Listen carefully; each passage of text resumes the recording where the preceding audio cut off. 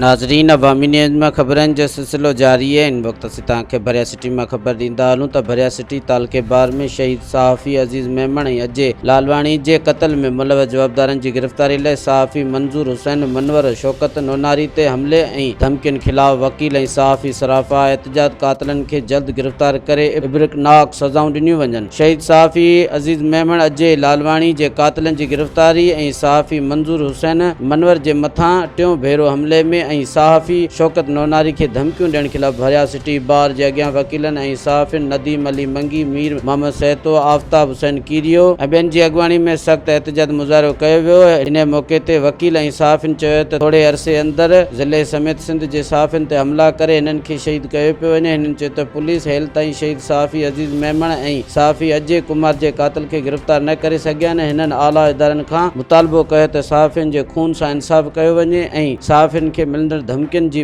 असीं सख़्तु लफ़्ज़नि में मज़म्मत करियूं था ऐं मुतालबो करियूं था त इन्हनि खे तहफ़्फ़ुज़ फ़राहम कयो वञे। मज़ीद खबरों और तफ़सीलात के लिए विजिट करें हमारी वेबसाइट www.awamiNewsHD.com।